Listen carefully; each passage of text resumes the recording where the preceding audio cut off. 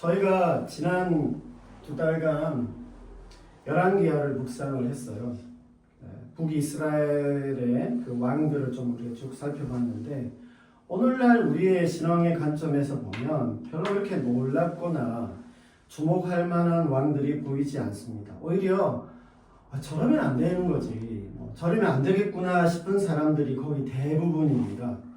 근데 그런 중에 쭉 묵상해 보다가 이 예후 왕에 이르러서 꽤 이 예후 왕이 흥미롭고요. 나름 그 중에서도 괜찮은 왕으로 나옵니다.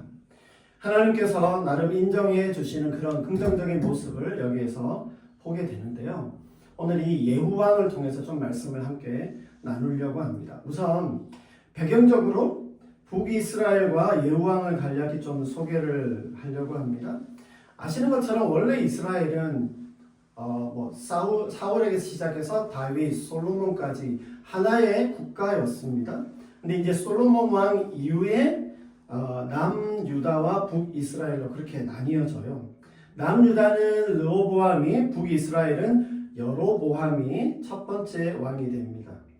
유다 왕 르호보암은 이 다윗의 계보, 다윗의 그 가문을 계속 이어가는, 그러니까 적통이라고 그래야 되나요? 정통파이고요. 북이스라엘은 비록 형제간들이긴 하지만 이 다윗 계열의 집안은 아니었습니다. 이렇게 북이스라엘은 여로보암이 초대 왕이에요. 그렇게 하면서 시작됐는데, 그렇게 시작은 되었지만 그 안에서 계속해서 이제 이걸 역성혁명이라고 하는데, 그러니까 성이 다른 거예요. 라스트 네임이 다른 거예요. 그래서 이게 다른 성씨들이 계속 왕이 되는 일종의 쿠데타, 반란들이 여기 계속 일어납니다. 북이스라엘은요, 전체가 한 200년 남짓한데, 그 중에 19명의 왕들이 나왔고, 거기에 성씨가 다른 왕조라고 그러죠. 그거에 한 9번 있습니다. 그때마다 유혈 사태를 겪었어요. 그러니까 싸움이 있고 죽음을 당하는 일들이 있었죠. 그리고 이 북이스라엘은요, 그 모든 왕조들과 왕들이 거의 하나님 앞에서 악하였다라고 그렇게 평가를 받습니다.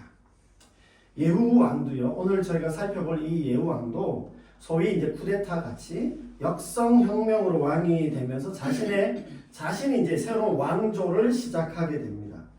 예후 왕조는 5번째인데, 이 바로 앞에 누구냐? 오므리 왕조. 4번째가 오므리 왕조인데, 이 오므리 왕조가 꽤 이 북이스라엘 왕 기간 안에서 꽤 길게 왕조를 유지하고 있었어요. 사실 근데 다른 나머지의 왕조들은요, 자기 때에서 끝나거나 자기 아들 때에서 거의 끝나버려요. 근데 이 예후 왕조는 그래도 자기 그 사람을 예후를 포함해서 5대까지 이어지면서 북이스라엘 가운데서는 가장 길게 왕조를 유지한 사람이 누구냐? 예후 왕입니다. 이러한 예후 왕은요, 북이스라엘 왕들 중에서 가장 악하다고 평가되는 사람이 누구냐면, 여러분 잘 아시는 아합 왕과 이세벨이에요. 이 두 부부에 대해서 하나님이 심판하시는 도구로 쓰임을 받은 게 누구냐? 예후 왕입니다. 이러한 예후 왕의 그 왕조의 시작은 하나님께서 엘리사를 통해서 말씀해 주심으로 시작되는데, 그게 9장에 나와요. 그래서 오늘 제가 이 예후의 발자취를 좀 쭉 볼 텐데, 중요하게 사건을 다 살피지 않을 겁니다. 이런 사건이 있었다라고 하는 것만 제가 굵직굵직하게 좀 보여드리고 간단하게 설명하면서 넘어갈 겁니다. 그래서 좀 내용이 많기는 하지만 빨리빨리 조금 여기서부터는 좀 지나가 보겠습니다. 네, 9장입니다. 9장 이렇게 엘리사에게 하나님께서 말씀하셔서 그 제자 중 한 명에게 예후에게 가서 왕을 삼으라고 하는 하나님의 말씀을 전달합니다. 그래서 그 제자가 예후를 찾아가요. 예후를 찾아갑니다. 그리고 그를 데리고 따로 방에 들어가서 기름을 붓고 하나님의 말씀을 전하는데, 하나님의 말씀이 이제 여기서 6절부터 쭉 이렇게 나옵니다. 아합의 왕을 치고 아직도 살아있는 이세벨도 죽이면서 그 아합 가문, 오므리 왕조를 완전히 심판하라고 하는 그 명령을 잘 전달을 합니다. 이렇게 다 하고 났는데 예후는 기대하지도 않고 생각하지도 않았던 일들이 일어났는데 그걸 옆에서 지켜보던 다른 장군들이 있었어요. 장군들이 그 청년이 왜 왔는지 이제 물어보는 겁니다. 제가 한번 여기를 읽어볼게요. 예후가 나와서 그의 주인의 신복들에게 이르니 한 사람이 그에게 묻되 평안하냐? 그 미친 자가 무슨 까닭으로 그대에게 왔더냐? 대답하되 그대들이 그 사람과 그가 말하는 것을 알리라 하더라. 우리가 이르되 당치 아니한 말이라. 청하건대 그대는 우리에게 이르라 하니 대답하되 그가 이리이리 내게 말하여 이르기를 여호와의 말씀이 내가 내게 기름을 부어 이스라엘 왕으로 삼는다 하셨다 하더라 하는지라. 무리가 각각 자기의 옷을 급히 가져다가 섬돌 위 곧 예후의 밑에 깔고 나팔을 불며 이르되 예후는 왕이니라. 그러니까 예후 왕은요 원래 군대 사령관이었어요. 근데 부하들에게 꽤 인정을 받고 있었던 것 같습니다. 이런 말을 들었을 때 그 자리에서 누구도 반대를 하거나 다른 말을 하지 않았어요. 그러니까 예후가 어떤 사람인지를 좀 살펴보는 겁니다. 그 자리에서 예후를 인정해주고 함께 따르기로 그러니까 결의를 한다 그러죠. 결의를 합니다. 이렇게 하면서 예후의 첫 행보가 시작되는데요. 당시에 북이스라엘의 왕은 요람 왕입니다. 요람. 그 아버지는 아합이에요. 우리가 잘 아는 아합이고 죽었습니다. 근데 그 어머니가 누구냐? 이세벨입니다. 이 이세벨은 아직 살아 있었어요. 마침 요람 왕이 아람과 싸움에서 부상을 입어서 이스라엘에서 치료 중인데 이때 누가 와 있었냐면 유다왕 아하시아가 병문안 중에 있었습니다. 그래서 예후가 군사를 이끌고 요람왕을 만나러 갑니다. 이제 실행에 옮겨야 될 거 아니에요.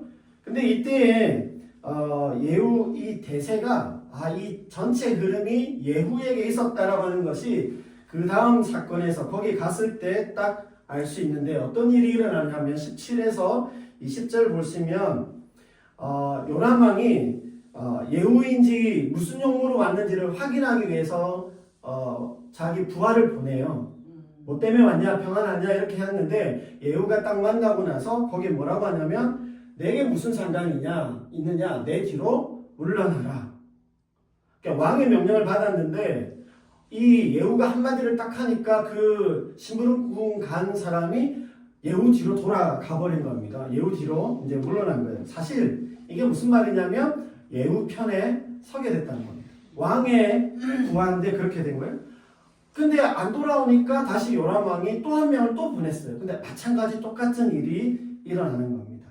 그러니까 이게 무슨 말이냐면 그만큼 대세가 예후에게로 넘어간 것을 보여줍니다.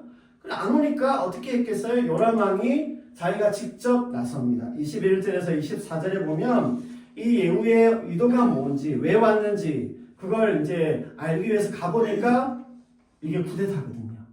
그러니까 그것을 알고 도망을 가는데 여기 보면 예후가 활을 쏘아서 죽게 됩니다. 이 22절 말씀에 보면요. 예후가 아합을 비롯해서 이 이세벨의 악행에 대한 심판자라고 하는 것. 대답하되 뭐라고 이야기하냐면 내 어머니 이세벨의 음행과 술수가 이렇게 많으니 어찌 평안이 있느냐. 그러니까 이게 이세벨이 어떻게 했고 니네 가문이 어떻게 했는지 다 알고 있다라고 하는 거고요. 25절과 26절에 가보면 이 예후가 요람 왕을 죽이면서 여기 한 말들 중에 결국 하나님께서 설명이 많은데요. 아합과 이세벨이 나봇이라는 사람의 포도원을 그냥 뺏었어요. 근데 결국엔 그 자리에서 이 요람 왕이 죽게 됩니다. 그러면서 이 25절, 26절에 보면 예후가 자신이 하고 있는 일을 어떻게 인식했냐면 다 여기에 여호와의 말씀대로라고 하면서 하나님께서 자기를 그렇게 심판자로 쓰셨다라고 하는 것을 여기에서 예후가 잘 인지하고 있었고 그런 싸움을 지금 예후가 하고 있다. 이렇게 이야기를 합니다.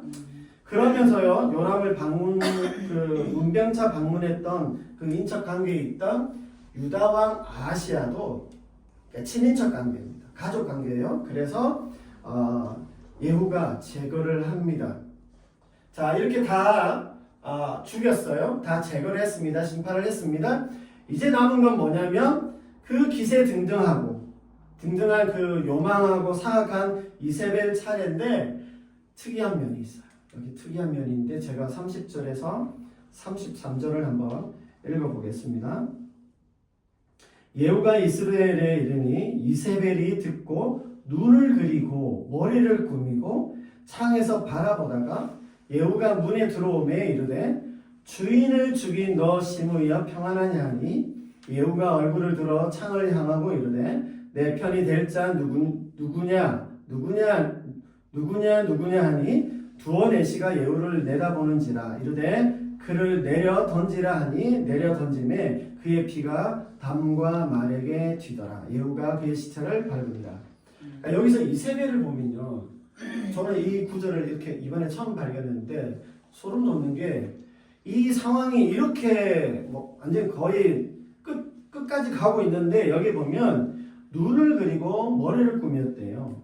그 상황 가운데서도 이 이세벨이 뭐랄까 오만한 자신감이 있어서 치장을 했다는 그 얘기인 겁니다. 그러고도 약간 예후를 비꼬듯이 주인을 죽인 너 평안하냐 이렇게 이제 묻는 겁니다. 그렇죠? 그러니까 오만함이 여기 다 보여요. 이 이세벨에 대해서 예후가 어떻게 처리를 하냐는 것도 잘 보면 직접 자기가 나서지 않습니다. 그렇죠? 시중을 통해서 다른 사람의 손을 빌려서 이세벨을 이제 처단하게 하는데 이 장면에서 보면 그렇게 한 세대를 풍미하면서 뭐 이렇게 기세등등했던 그 이세벨 옆에 아무도 편들어주는 사람이 없었고 바로 옆에서 그렇게 굽신굽신했던 사람에 의해서 죽임을 당하는 처참한 어떤 최후를 여기에서 보게 된다는 거. 이걸 한번 좀 주의 깊게 한번 볼 필요가 있습니다. 아무튼 요런 사건이 있었고요. 또 하나 이제 정리해야 될 일이 남았는데 뭐냐면 아합이요. 그러니까 이 요람은 죽었지만 요람의 형제들이 70명이나 있었어요. 부인이 많았죠. 그래서 한 70명이나 되는 그 아합의 아들들이 남아 있는데 이들은 나중에 예후와 대항할 수 있는 세력이 될 수 있기 때문에 이들을 처리해야 되는데요. 이들을 처리하는 부분이 이제 10장으로 넘어옵니다. 10장 1절에서 7절에 나오는데 예후가 이들을 처리하는데요. 여기에서도 보면 굉장히 영리하게 똑똑하게 굴어요. 그냥 무식한 사람이 아닌 거죠. 굉장히 똑똑하게 자기가 어떻게 손 하나도 대지 않고 이 대세와 흐름을 움직일 줄 아는 사람이었어요. 큰 흐름을 움직일 줄 아는 사람이었습니다. 어떻게 하냐면 그 아들들을 교육했던 사람들이 있어요. 귀족들이 있는데 그 사람들에게 니네를 어떻게 할 건지 선택해라. 편지를 보냈어요. 이 사람들이 받고는 이제 두려워하는 거죠. 그러면서 이들이 판단하는 겁니다. 지금 하나님께서 예후를 선택하셨고 예후가 거의 다 지금 사마리아를 점령하기, 이 수도를 점령하기 직전이다. 우리가 그의 편지에 대응해야 된다. 그래서 이들이 그 70명을 다 목을 베요. 목을 뱁니다. 그러니까 다 처리를 하는 겁니다. 아무튼 예후가 자기 손에 피 안 묻히고도 이 권력을 어떻게 유지해야 되는지를 좀 알았던 일을 처리할 줄 아는 똑똑한 사람이었다는 것을 알 수 있습니다. 이렇게 아합 가문을 예후 왕이 완전히 심판을 하는데요. 이 부분에 대해서 성경이 뭐라고 기록을 하냐면요. 10절과 11절에 보시면 마치 자기가 하나님의 정의의 사도인 것처럼 사도인 것으로 또 하나님의 말씀을 성취하는 선지자인 것으로 그렇게 말하고 있어요. 그러니까 당당히 하나님의 뜻을 이루면서 하나님의 어떤 심판을 대행하는 사람으로 그렇게 합니다. 제가 사실 이 앞에 부분에 북이스라엘 왕들의 역사를 이렇게 가만히 볼 때 다 악했대요. 뭐 바알을 숭배하고 이방 종교를 따랐던 그런 어떤 모습들만 계속 나오다가 이 예후가 이렇게 하는 걸 보면서 북이스라엘에 이런 사람이 있었어? 야, 이 북이스라엘에 되게 근사하고 멋지네, 참 잘했다라고 하는 그런 어떤 부분이 이 예후 왕에게서 보여집니다. 그렇죠? 그래서 이런 부분을 한번 기억해 두셔야 돼요. 그리고 이제 또 그리고 이제 가다가 이것도 꼭 어떻게 보면 불필요한데 유다 왕의 형제들이 이세벨의 안부를 묻기 위해서 오는 걸 이제 발견했어요. 이렇게 부닥쳤는데 이들도 그러니까 예후가 이들도 다 처리를 합니다. 다 사실은 아합과 이세벨의 가문이라고 보면 돼요. 그러니까 그 사람들을 다 그 연결고리를 다 심판하는 장면이 여기 17절까지 나옵니다. 그래서 사마리아에 이르러 거기에 남아있는 아합에게 속한 자들을 죽였다고. 깨끗하게, 그러니까 자기에게 주어진 그 하나님의 심판에 대한 그 도구로서의 역할들을 다 했다. 이렇게 이야기할 수 있습니다. 그러면 이제 사람을 다 이렇게 이제 심판을 하고 정리를 했어요. 그럼 뭐가 남았겠어요? 우상들요. 그 우상과 그 섬기는 사람들에 대한 심판이 이제 남아 있습니다. 근데 이 일을 처리하는데도 예후가요 똑똑해요. 영리하게요. 네, 지혜롭게 했습니다. 그러니까 억울한 사람이 생기지 않도록 그 심판이 흐지부지 이렇게 끝나지 않도록 꾀를 내었는데 성경엔 이거를 계책을 냈다라고 표현을 해요. 꾀를 냈다고 하는데 계책을 냈어요. 일종의 위장술인데요. 뭐라고 이야기를 하냐면 18절에 나는 아합은 바알을 섬겼으나 나 예후는 더 많이 섬기겠다. 이게 위장술입니다, 사실은. 그러니까 그들을 안심시켜서 다 자기에게 나오게 하기 위한. 그래서 그 바알 선지자들과 바알을 섬기는 모든 사람들이 예배드리러 와라. 한 사람도 빠지면 안 된다. 다 와라. 환영한다. 그리고 막 뭔가 크게 번제도 드리고 또 다 준비를 해요. 이걸 제가 한번 읽어보겠습니다. 19절부터 그러므로 내가 이제 큰 제사를 바알에게 드리고자 하노니 바알의 모든 선지자와 모든 섬기는 자와 모든 제사장들을 한 사람도 빠뜨리지 말고 불러 내게로 나아오게 하라.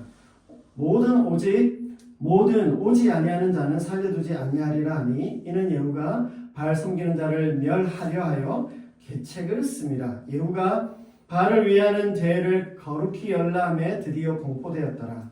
예후가 온 이스라엘에 사람을 두루 보냈더니 바알을 섬기는 모든 사람이 하나도 빠진 자가 없이 다 이르렀고 무리가 바알의 신당에 들어가매 바알의 신당 이쪽부터 저쪽까지 가득하였더라. 예후가 예복을 맡은 자에게 이르되 예복을 내다가 바알을 섬기는 모든 자에게 주라 하매 그들에게로 예복을 가져온지라. 예후가 레갑의 아들 여호나답과 더불어 바알의 신당에 들어가서 바알을 섬기는 자들에게 이르되 너희는 살펴보아 바알을 섬기는 자들만 여기 있게 하고 여호와의 종은 하나도 여기 너희 중에 있지 못하게 하라고. 우리가 번제와 다른 제사를 드리려고 들어간 때에 예후가 80명을 밖에 두며 이르되 내가 너희 손에 넘겨주는 사람을 한 사람이라도 도망하게 하는 자는 자기의 생명으로 그 사람의 생명을 대신하리라 하니라. 죽이란 얘기입니다. 번제 드리기를 다음에 예후가 호위병과 지휘관들에게 이르되 들어가서 한 사람도 남기지 못하게 하고 죽이라 하며 호위병과 지휘관들이 칼로 그들을 죽여 밖에 던지고 바알의 신당이 있는 성으로 가서 바알의 신당에서 목상들을 가져다가 불사르고 바알의 목상을 헐며 바알의 신당을 헐어서 변소를 만들었더니 오늘까지 이르니라. 그쵸? 굉장히 예후가 똑똑하게 그 바알의 우상 이방 그 종교에 속한 모든 사람들을 신당들을 다 제거를 했습니다. 생각해보면 그냥 왕들만 죽이고 자신이 그냥 왕이 되면 되는데 엘리사 선지자가 말한 대로 바알 신상이나 신당까지도 모조리 철저하게 불사르고 제거합니다. 이게 오늘 우리가 읽었던 본문 앞에 나오는 이 예후의 행적이고 여기에 일어난 사건들입니다. 하나님의 심판자로 스스로 자임하면서 하나님께 임명받고 또 철저하고 노련하게 그 모든 심판을 잘 수행한 것을 우리가 보게 됩니다. 그리고 나서 이제 오늘 읽은 본문이 예후에 대한 종합평가예요. 종합평가인데 이 부분을 제가 또 다시 한번 읽어보겠습니다. 예후가 이와 같이 이스라엘 중에서 바알을 멸하였으나 했죠. 이스라엘에게 범죄하간 느밧의 아들 여로보암의 죄, 곧 곧 베델과 단에 있는 금송아지를 섬기는 죄에서는 떠나지 아니하였더라. 30절에 여호와께서 예후에게 이르시되 내가 나보기에 정직한 일을 행하되, 말이 반복된 겁니다. 잘 행하여 내 마음에 있는 대로 아합 집에 다 행하였은즉 내 자손이 이스라엘 왕위를 이어 4대를 지내리라 하시니라. 그러나, 그렇죠? 예후가 전심으로 이스라엘 하나님 여호와의 율법을 지켜 행하지 아니하며 여로보암이 이스라엘에게 범하게 한 그 죄에서 떠나지 아니하였더라. 그러니까 이 본문이 앞에 그렇게 예후가 잘했는데도 여기에 보니까 여로보암의 죄에서는 떠나지 아니했다는 이 평가가 여기 이제 이렇게 뭐 꼬리표 같이 딱지 같이 이렇게 딱 붙어 있습니다. 자, 이제 오늘 설교를 이제 본격적으로 시작을 해야 합니다. 자, 여러분, 이 예후의 행적을 저희가 다 살펴보았지만 그렇게 제가 자세하게 볼 의도가 아니라 좀 사건들, 중요한 사건들 흐름만 좀 살펴드렸어요. 그 시작할 때 하나님께로부터 소명을 받았고요. 예후와 그 가문을 심판하고 오므리 왕조를 완전히 철저하게 심판하는 그 사명을 잘 수행을 했습니다. 그리고 바알의 그 신당과 우상을 제거하는 일까지 아주 잘 지혜롭게 잘하는 것을 보게 됩니다. 거의 대부분의 북이스라엘 왕들은요 악하다고 평가를 받았지만 우리가 30절에서 보는 것처럼 이 예후 왕은 그래도 하나님께로부터 칭찬을 받은 사람입니다. 그래서 나름 잘했어요. 꽤 신실하게 잘 그 한 삶을 살았어요.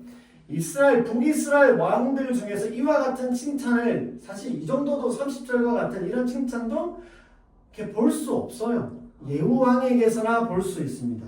근데 문제는 우리가 본 것처럼 31절에 전심으로 율법을 따르지 않았고 여로보암의 죄에서 여전히 떠나지 아니했다라고 하는 구절을 보게 됩니다. 자, 그러면 여로보암의 죄, 여로보암의 길이란 게 무엇일까? 제가 앞에서 말씀드렸는데요. 여로보암은 북이스라엘을 창건한 사람, 시작한 왕입니다.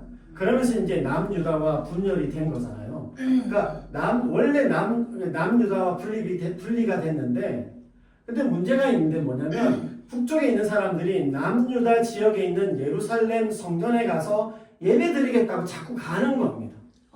그러니까 교류가 생기는 거예요. 그러니까 이 문제를 사실은 왕으로서 여로보암이 해결을 해야 되고 가지 못하게 막아야 될 거 아니에요. 그래서 필요한 몇 가지 조치를 하는데 오늘 본문에 보면 뭐라고 하냐면 그가 가장 먼저 한 게 금송아지 우상을 만들었어요.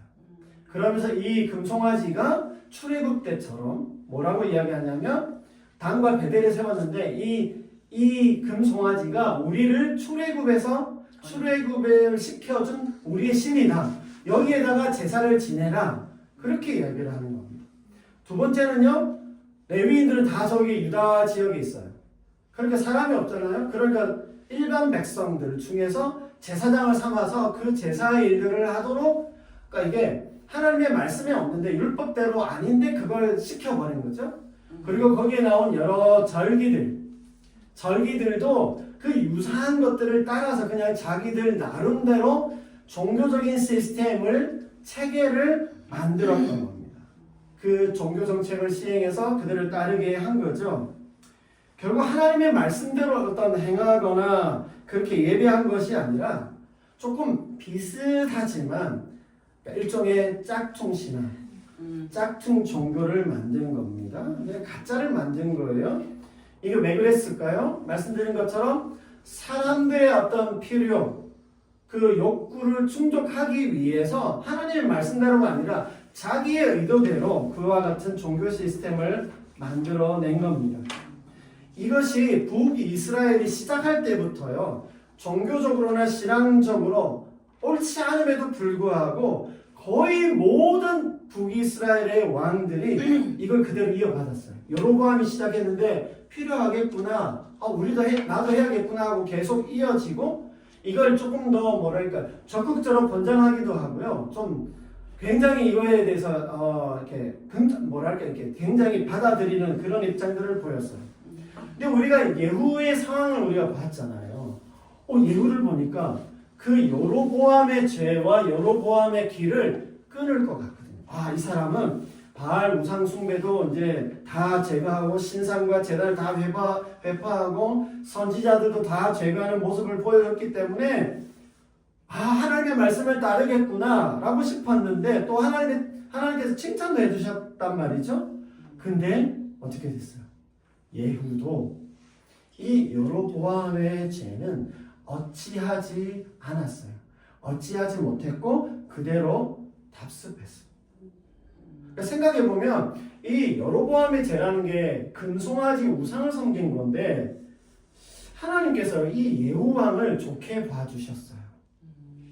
그리고 그의 자녀들이 4대에 이르기까지 그 왕권을 유지하도록 하나님이 약속해 주셨다라고 하는 겁니다. 예후가 굉장히 잘 그 하나님의 말씀대로 심판하고 그런 어떤 이방 종교들도 이렇게 하면서 종교 개혁을 단행한 것처럼 보였는데 왜 이 여로보암의 죄는 어떻게 하지 못하고 이렇게 했을까? 사실 이 여로보암의 죄라고는 하지만 이 북이스라엘 안에요. 이 금송아지를 숭배하는 것이 굉장히 오랜 전통으로 자리를 잡고 있었던 것이에요. 그래서 아마 이 전통을 어찌할 수가 없었던 겁니다.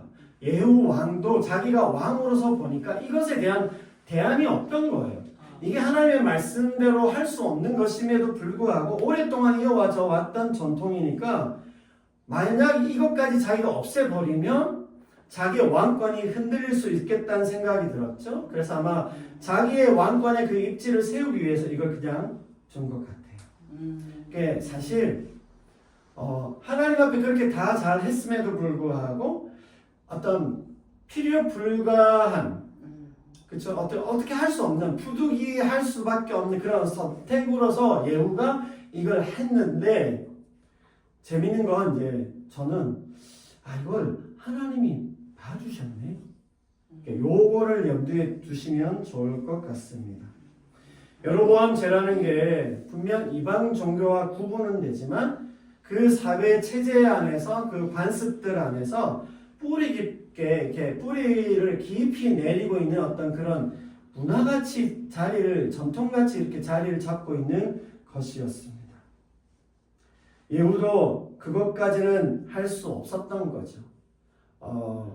여로보암의 이 여로보암의 죄는 어떻게 할 수 없었어요? 그렇다고 해서요, 성경의 평가가 그렇게 꼭 완전히 긍정적인 건 아니에요. 우리가 읽은 것처럼 전심으로 하나님 말씀대로 행한 것은 아니었다. 이렇게 평가합니다. 자, 보세요. 여러분, 이렇게 되면 우리가 이제 제가 묵상하거나 설교의 어떤 글들을 좀 찾아봤는데 대부분 이런 이제 예후 왕을 이제 이야기할 때 어떻게 설교를 할까요? 아까 앞에 말씀드린 것처럼 그 페이크다, 짝퉁 신앙, 그렇죠? 반쪽짜리 신앙이고 이것에서 벗어나지 못해서 그렇게 모습을 보였다. 예후처럼 하면 안 된다. 우리는 온전한 신앙을 가져야 된다. 그런 결론과 적용이 많아요. 여러분 사실 그 말이 맞아요. 이 예후왕을 볼 때 이 온전하지 못했다라고 우리가 볼 수 있습니다. 근데 저는 이 예후왕을 보면서 조금 다른 생각을 해 보았어요. 뭐냐면 좀 우리의 현실적인 모습, 연약한 모습을 좀 생각해 보았고요. 이런 모습 속에서도 왜 하나님은 예후 왕에게 대해서 칭찬해 주시고 그를 인정해 주시고 사제까지 마치 조금 제한적이긴 하지만 보상처럼 예후 왕을 그렇게 인정해 주셨을까? 굴레를 벗어나지 못한 것 같은데 전심으로 율법을 못 쫓았는데 하나님 그래도 칭찬해 주시고 인정해 주시는 거예요. 그러니까 왜일까? 라고 하는 거죠. 그래서 오늘 설교 제목이 하나님의 Complicated Heart의 제목이 하나님의 복잡한 심경이 좀 보인다라고 하는 겁니다. 그래서 이 예후를 바라보시는 하나님의 이 복잡한 심경이 그 이중적인 심정이 어떤 것일까? 하나님의 마음은 어떤 것일까를 아무도 묵상하지 않고 아무도 말하지 않는 걸 제가 한번 생각해 본 겁니다. 이런 예우를 바라보시는 그 하나님으로 우리 자신을 한번 살펴볼 수 있을까라고 하는 생각을 하게 된 거예요. 제가 오늘 이렇게 말씀드린다고요. 뭐 조금 뭐 이게 잘못 저도 이게 맞을까라고 하는 생각도 좀 들긴 들었어요.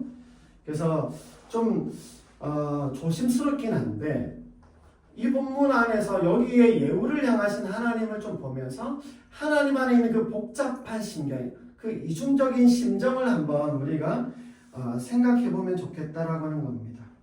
제일 좋은 건 이 여로보암의 죄, 그 길에서 벗어나는 게 제일 좋지만 그럼에도 하나님께서 이 예우를 그만큼이라도 한 것 받아주시고 그렇게 인정해 주시고 알아주신 것 같다라고 하는 느낌을 제가 가졌습니다.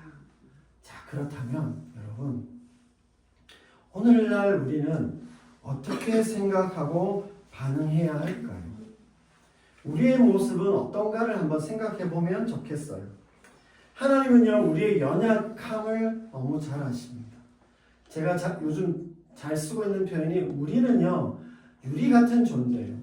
이게 조금만 건드려도 이렇게 깨어질 수밖에 없는 게 우리 연약함, 유리 같은 존재인데 하나님은 우리가 온전하고 완전하길 바라지만 뭐 우리 스스로도 인정하지만 하나님께서 우리가 그렇게 연약하고 유약한 존재인 것을 하나님도 잘 알고 계시다라고 하는 겁니다.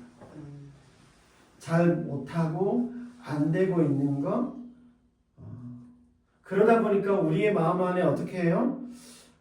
이게 거기에 못 미친다. 나는 그럴 수 없나 보다. 목사님들은 계속 온전해야 된다. 너무 힘들어요. 너무 힘들어요. 자, 네. 반쪽 신앙 안 된다. 뭐 이렇게 이야기하면 너무너무 힘들잖아요. 그렇죠? 권사님 말씀대로 맞아요.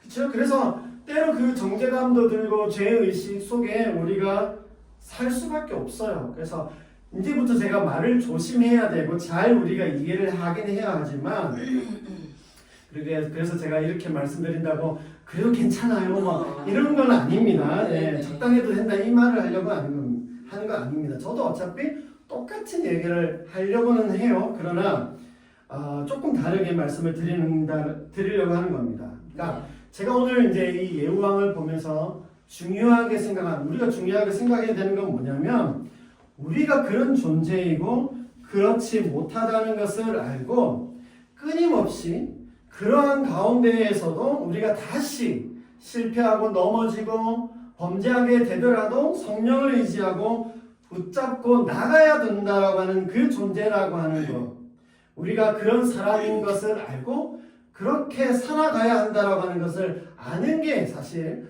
중요하다라고 하는 겁니다. 아멘. 여러분 예후의 입장에서 보면요, 이 여로보암의 죄는 이미 100년간 그들 사회 안에, 그들 국가 안에 또 이미 앞선 왕들이 다 그렇게 해왔던 이게 단단한 그들의 안에 있는 연약함, 어쩔 수 없는 그런 어떤 전통으로 있었습니다. 쉽게 바꾸지도 못하고 그렇게 하기에는 예후도요 연약했어요. 한계가 있었습니다. 그래서 이런 측면에서 우리에게도 있는 우리가 어떻게 할 수 없는 우리 자신의 여로보암의 죄와 같은 연약함들이 우리에게 있다라고 하는 말씀을 좀 드리고 싶은 겁니다. 온전함으로 나아가야 하고 그걸 추구해야 하지만 그럴 수 없는 우리의 연약함들이 있는 게 바로 우리 자신입니다. 그래서 나 그거에 도달하지 못해, 그럴 수 없어, 그렇게 하면서 우리가 쉽게 포기하게도 되고 그럴 거면 그냥 되는 대로 내 마음대로 살래 이렇게 해서도 안 된다는 겁니다. 우리 자신이 그런 존재이고 연약하다라고 하는 것을 인정하고 그걸 잘 이해하면서 그런 가운데에서도 하나님을 바라보고 다시 붙잡고 다시 성령으로 힘쓰고 힘입고 애쓰는 사람이어야 하지 않겠냐라고 하는 말씀을 드리고 싶은 겁니다. 여러분 우리가요 온전하고 영적 컨디션이 좋고 많이 성장하였겠지만 여전히 우리는 완전할 수 없고요. 자주 실패하고 우리 내면의 내공이라는 것, 우리의 영적 실력이라고 하는 게 늘 아슬아슬해요. 한계가 있어요. 깨어지기 쉬운 그 유리 같은 그 우리의 질그릇 같은 우리인 것이에요. 이런 나를 여러분 하나님께서 용납해 주시고 받아주시고 조금 잘한 그것도 잘했다고 상도 주시고 은혜도 주시는 분이 바로 하나님이시다라고 하는 것을 우리가 깨닫는 게 중요하고 그런 하나님을 다시 신앙할 수 있는 태도가 바로 우리의 믿음과 신앙이다라고 하는 겁니다. 여러보암의 죄가 우리에게 여전히 있다는 것이 우리를 정죄하게 만들고 우리를 포기하게 만드는 것이 아니라 오히려 그래서 더욱 하나님께 반복해서 더 겸손하게 나아가는 그런 어떤 시간들, 사건들, 그런 요소들이 되게 해야 한다라고 하는 것입니다. 이런 예우를 바라보시면서 하나님께서 우리에게도 똑같이 그런 마음, 그런 심경이 아니실까 생각합니다. 우리가 온전하고 완전한 순종을 바라시겠지만 여전히 이 여로보암의 죄 안에 있는 우리 자신들을 하나님도 보시겠지만 우리도 그런 우리를 인정하면서 그 가운데서도 하나님을 계속 붙잡고 나아가는 신앙이 되기를 바라는 마음입니다. 아멘. 여러분 그렇다고요? 그러면 이게 계속 이렇게 쳇바퀴 돌듯이 이 안에만 50점 밑으로 있어도 되는가 보다 이렇게 생각하면 안 됩니다. 다만 글로도 빠져 더 들어가요. 그러면 안 된다는 거죠. 그렇죠? 네. 기도하고 오늘 좋습니다. 이렇게 주거니 받거니 좋아요. 그래서 오히려 그렇게 되면 우리 자존감만 깊어지고 더 쉽게 포기하게도 되는 겁니다. 그래서 오히려 우리의 연약함, 바울이 그랬잖아요. 오라 나는 공고한 자라고 했어요. 바울도 그러면서 더 성령을 힘입었듯이 우리도 우리의 연약함을 인정하고 하나님을 더 붙잡고 나가야 될 줄 압니다. 여러분 우리가 좀 더 하나님을 더 넓고 크고 깊게 알아가야 된다는 걸 기억하시면 좋겠어요. 우리 자신에 대해서는 좀 더 솔직하고 정직하게 이해하면서 그런 가운데서도 계속 하나님을 찾고 구하며 그분 앞에 나아가는 것을 중단하지도 마시고 포기하지도 마시고 또한 그런 가운데서도 더 충만하게 채워주시는 성령이 더 크신 은혜를 다 경험하는 우리 모두가 되시기를 주님의 이름으로 축복합니다. 아멘. 한번 기도하겠습니다.